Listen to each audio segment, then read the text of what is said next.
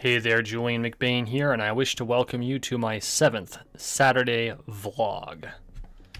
So, I know in our last Entropia Universe video, and just for point of reference, for those of you who are here for the gameplay, I am still at Fort Lahar, and I am still hunting curbs. If I run into Combibos or Combimbos or Kurnundakuda, I think I pronounced that right, I'll hunt those too. But I'm still going after this massive bronze iron quest from hell. Okay, so if you're watching this on Saturday, I am currently 3 hours from home, in all likelihood, unless it's late at night. I'm heading down to Manchester, New Hampshire, to participate in my first fencing tournament in probably 2 years. And I'm a little nervous and I'm a little excited, but I'm also taking a test for the school I'm a member of. And it's a proficiency test where if I pass, I get a scarf, which is a recognition. It's black with my teacher's emblem on it. It's a kanji, and I don't even know what his kanji is, which is sad because he's been my teacher. Let's see, he's been my Don for... And that's Dawn with an N, not with an M. Get your mind out of the gutter.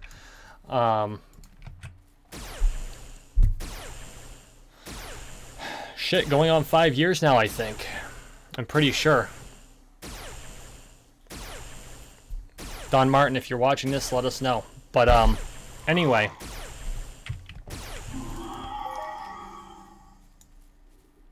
So I've got this big test tomorrow. I got to be there for 9. I'll probably be starting the test between 9. Oh no, the proctor said it would start at 10. So tournament starts at 11.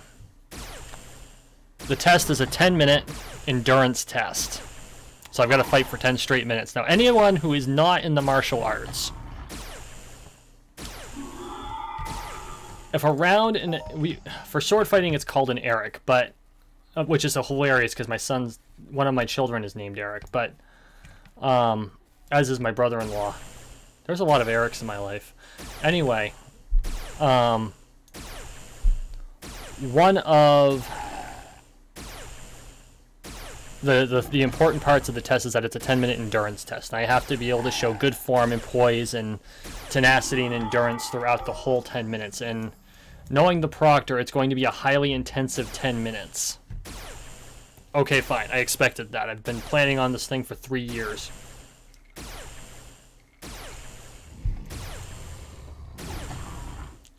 The tournament afterward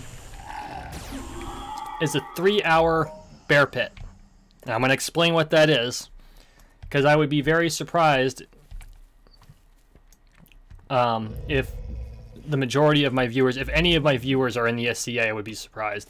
Actually, I wouldn't be overly surprised, but you know what? If you're in the SCA, give a shout out, or if you do HEMA, give a shout out. But anyway,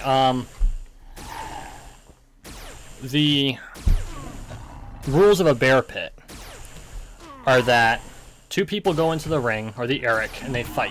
And the winner stays, and the loser rotates out. The opposite of this, when the loser stays, is called a boar pit. It's also called a boar pit if one person is holding the field no matter what. Okay, fine. So it's a 3-hour bear pit. Most kills wins. At least that's what I'm given to understand is the format of the tournament. It might just be fight as many times as you can. Most wins overall throughout the day wins the pot. Or not the pot, but the trophy, the MacGuffin, the shiny thing. I don't even know what the prize is. Prizes range from favors to, which is like a flag or streamer you can hang off your belt or gear, to trophies, to I've seen knives given away. In fact, the first tournament I won in Billings, Montana, the trophy was a knife. So, you know, we do all of these things. And so I know for a fact tomorrow. So I'm driving down tomorrow morning. I'm going to be hitting the road at 0600 Eastern. I expect to be in Manchester between 8 and 9. And then I get into my gear and stretch and get checked out, make sure all my gear's in proper shape, and I go and fight. And I have the feeling that by 2, 2:30, because the tournament starts at 11 and ends at 2. I have the distinct feeling that by 2, I am going to be dead. I'll probably take a nap. On the floor. Right there. I don't care. Whatever. No, I'm going to do as many pickup matches as I can. Exhausted or not. I know that in this region, this kingdom, so to speak, which is what we call them in the SCA, this particular tournament is a very important one. I would probably say that, judging by the way people talk about it, in the Midwest where I was in a kingdom called North Shield. And that's the Midwestern United States and Midwestern Canada. And that major tournament was called Provost. And that is also a 3-hour endurance tournament. Same format. Actually, is it a 2-hour? It doesn't matter. It's an endurance tournament of several hours. The only difference being that Burka's indoors because it's in the middle of flippin' winter here, and Provost is held in the late spring, early summer, with the expectation that it's probably going to be 80 degrees, and that's considered part of the challenge. In fact, in all of the years that I went to Provost, I think only once was it under 75. And actually, we had to be indoors that year because you can't fence in wet grass. It's a safety problem. So there was that one. So that was an indoor tournament that year because of safety. But all of the other years, I don't think it's been under 75. It's more closer to 80. And keep in mind, we're in padding. And doublets and gambesons, which are the technical term for the types of armor and padding we use, they don't breathe, like, at all. So, imagine, if you will, for just a moment, you know, if we're in the modern age, and we're using modern materials, which some breathe better than others, can you imagine what a knight, you know, a medieval knight, would be putting up with? He'd be wearing a gambeson, which is essentially a winter coat that reaches down to your knees. It's usually down, or I believe the less expensive ones used wool. I'd have to look it up, but I think it was either wool or down. Quilted. Quilted! With a way to secure it to yourself. It reached down to your knees. It was supposed to protect all the way up to your neck. And it was fairly thick to absorb impact. And then over that, you put a hauberk, which is a long chain shirt or tunic. Now this is assuming you're not wearing plate, but that changes dynamics a bit. So we're just going to go with what, you know, plate armor was actually a later development in the Middle Ages. The plate that we all recognize the High Knights for, but for a large part of the Middle Ages, you were in gambeson and hauberk. You might have had like a chest plate or certain, we call them cops. They cover the elbows and knees. But, you know, chain hauberk, gorget, which is neck protection, and an open face helmet with a nose guard. And even as light as that was, you're out there in 80 degrees marching, and you've got between a 2 and 5 pound sword.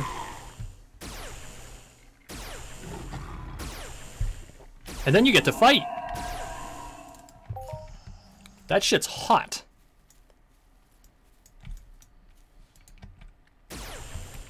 So anyway, I'm really looking forward to it. It's been far too long since I've had to push myself like this, and I'm really hoping that by the end of it, I'll have learned something. Because more than anything else, that's the important part. That is always the most important thing. Did you learn something? Because if you're not learning, you're not progressing.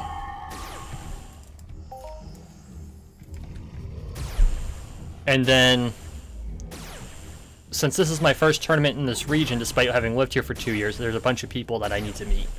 And I'm looking forward to that too. Even though I'm an introvert, I'm an introvert going to basically what is a convention of introverts. Right? It's kind of like going to an anime convention, but we're geeks about being in the Middle Ages, not about things being kawaii. And no, I'm not ragging on anime. I'm an otaku. Okay? I have let my weeb out. Just watch my other videos. So yeah, that's going to be the day. So the day that this releases, which is tomorrow for me, that's what I'll be doing. And I'm really excited. I really am. There's a lot of pressure tomorrow with that test because I've been learning and I've been developing it for many years now, 3 or 4. It's a 1-year program, so you can tell I'm just a little bit delayed, mostly because of my move, and circumstance kind of screwed everything else up. It's important that I do this right, that I make it tomorrow, and that I do my teacher proud, because he put a lot into me. A lot of time, a lot of energy. He worked with the fact that my schedule didn't always work out, the fact that I lived 6 hours away from him at the time. Now I live 3 friggin' days away from him, which really bothers me. Good friend. Very good friend.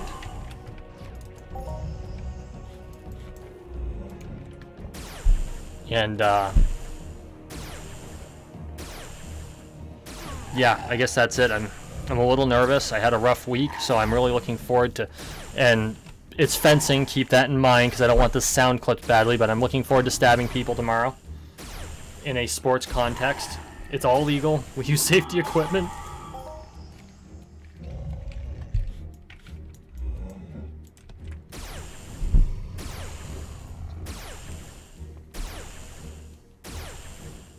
You know, I found this week that I had a hard time listening to 1984.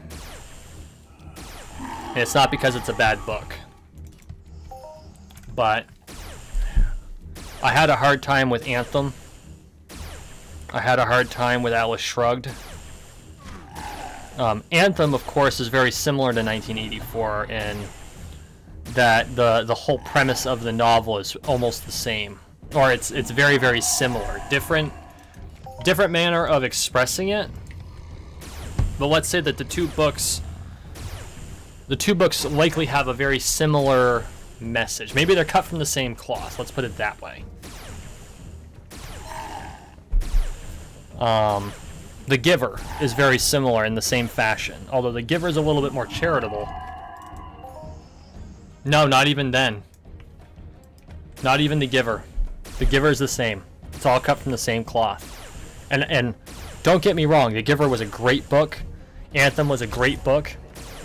1984, Animal Farm. The last two, of course, are by George Orwell. Both wonderfully written books. But the thing about a dystopic future that doesn't have some sort of fun element, like cyberpunk dystopia. I love reading about cyberpunk dystopias. Right? Because they include elements of things that are fun, that, you know, how did things get so bad? Because people are so wrapped up in what they're doing.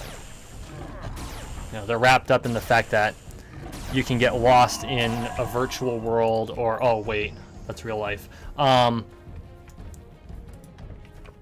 You know, you can add cybernetic parts to yourself, and you have all kinds of different things going on. Experiences that, you know, don't happen in real life. So even in Grimdark, like Warhammer 40k, the element that, you know, and it's extremely dystopian and dark, and people, you know, life is extremely cheap in 40k. Like extremely cheap in 40k.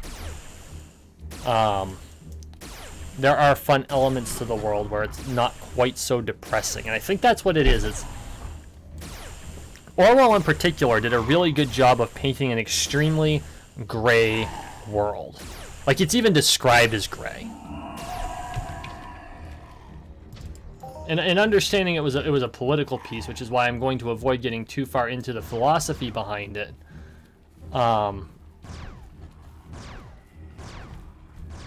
If that guy dies, I'm gonna laugh. Let's see, he's probably... Oh yeah, no. He's in good shape. He's in very good shape. Okay. I thought he was being stupid. He's not. He's like me. He can take it. But and I find that grayness, that depressed grayness, to be frankly depressing. And so I have to take books like that in small chunks. Like I do it. I listen to it audio because when I'm listening to it on audio, I can do something else that doesn't require a lot of brain power. So like when I go for my afternoon walk, I go for my walk, and I usually walk about a mile, and I listen to whatever audiobook that I've downloaded onto my phone. And it's fine. And so that's not so bad. Lost my train of thought here, but yeah. So I had to take a break from it because it's just, there are aspects of it that are just really depressing. And you have to face certain aspects of the human condition that you realize that you would probably be doing the same thing, even though you know it's going to end up killing you.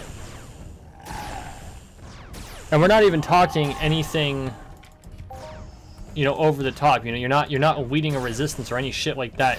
You're the simple act of drinking real coffee could get you killed because it's considered resisting the world order. So, and again, this is getting a little closer to political than I'm comfortable with for my channel, so I'm not going to go any further than that. But it was so depressing that I had to put it aside. But I think it is probably one of the most important works of the 20th century. I do. And I've never read 1984, not all of it. I think I had to pick it up for one of my high school reading assignments, but we weren't reading the whole book. We were it was like the Cliff Notes. We touched on it, but we read Animal Farm.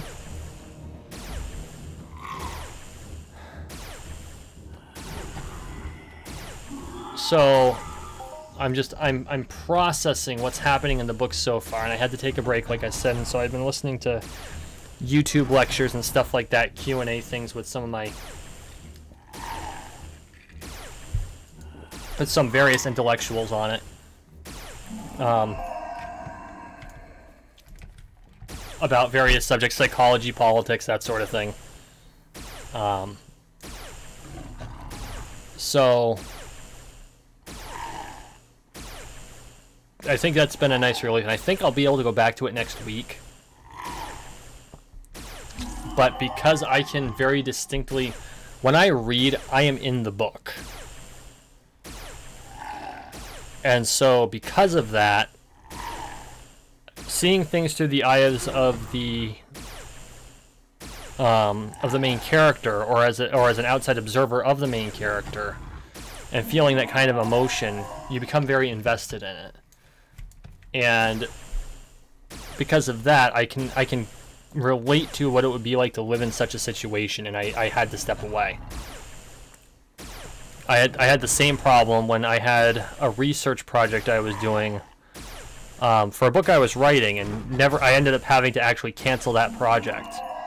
Like this was a manuscript I wanted to do. I was writing a mystery because that's what I do, or that's what I used to do, and I wanted the villain to be a serial killer, because that was one, you know, that's a very different type of mystery. You don't see a lot of mystery books about serial killers. And so what I did is I had to research serial killers because I wanted to make it as close to real life as possible. It's a procedural investigation. You want it to kind of relate as close to real life as you can. And I got so depressed, I put the whole project aside and said, I am not doing this. It's kind of like every actor who has ever played the Joker has suffered from depression. It's like that, I would have to say. Because it is such a mind-bogglingly dark aspect of humanity and the human condition. How can your mind become so twisted that you target this one specific trait in a person's life, or in a group of people's lives. And you decide that for whatever reason, that's the reason you're going to take theirs. I can't even wrap my head around it. And so I made the effort, and I did it for months. Like, I think I got through... I probably had 30,000 words. I probably got through half the manuscript, because I usually plan a novel to be around 70,000. More if I can, but I don't like to write a book that's going to be overly wordy. Because if I'm not describing the most interesting part of a character's life, why am I not showing you that instead? And, I mean, a series is a little different, because each one is going to be a different action in that character's life, and that's what it was, but at the same time, it was becoming, one, dull, and two, not that it was becoming dull. I don't like going longer than that, because I have a hard time extending it out that long. And the other reason was that, again, I put the project down. I just couldn't. Speaking of which, when I get back from New Hampshire, I don't know if it's going to be this weekend or sometime in February, but I'm going to start working on the website. And I'll put Ghosts of the Past up on it. Since my contract ran out like 5 years ago.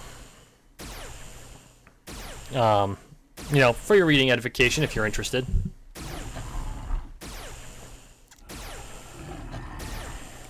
That is something I need to work on again. I need to write more regularly. I've been journaling, not as often as I'd like to be, but I'm still doing it. I'm keeping it up. And it's helped me work through a lot of stuff, and it's also made it so I can move on from things. So I write them down and I move on.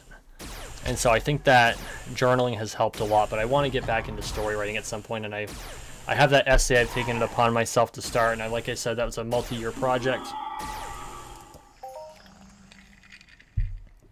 Especially with my schedule.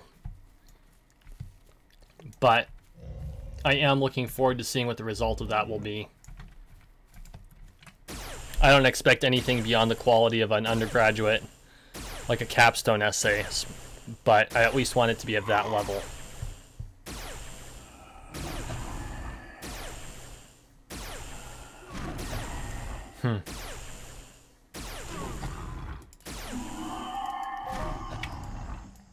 Who asked you?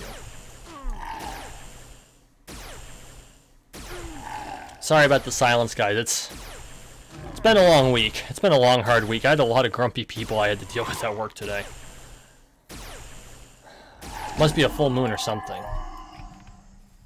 And after last weekend, where I spent a good chunk of it plowing, because for those of you who do not live in New England, Vermont got like 2 feet of snow between Saturday night and Sunday morning. It was snowing an inch an hour.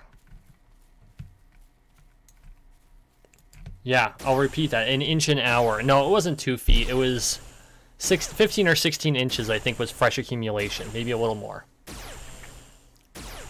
So, under, you know, like a foot and a half. Just under a foot and a half. But it wasn't light snow. It was heavy snow. And diesel tractor or not, it was a long afternoon plowing and shoveling and all that other shit. And this weekend, of course, I'm traveling, but I'm glad that the hard work happens on Saturday, not Sunday, because it gives me Sunday to rest.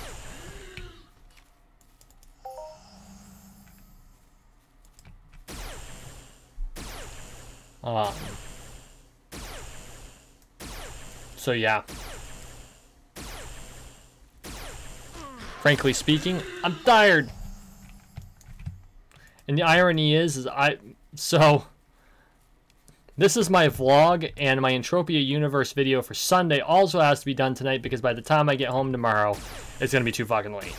We're talking like, I'm expecting to make it home around 11 o'clock at night. I would be surprised if it's earlier than that. No, I think I'm going to leave right after court, so 5, 6, between 8 and 9, 10 o'clock on the outside if I get delayed, and I'm going to want to eat something, I'm sure. But it's not going to be early. I really wish I could stay. This year's not going to happen. Next year, I'll make sure I get a hotel room or something. It's just, Timing didn't work out for me. I didn't pay quite enough attention to it. My bad. It happens.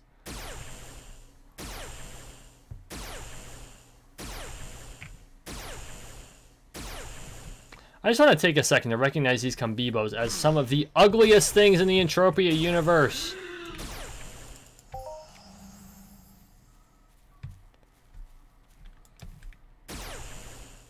I just shot that thing in the ass, didn't I? Okay, we're gonna head back.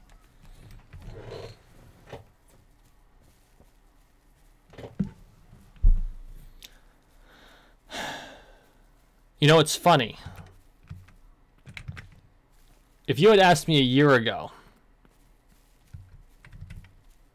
if I would be a YouTuber, I probably would have told you it's highly unlikely. Here I am. I've been doing this for 6 months now, which is not very long at all. Now I know a lot of my favorite content creators have been doing it for years, many years.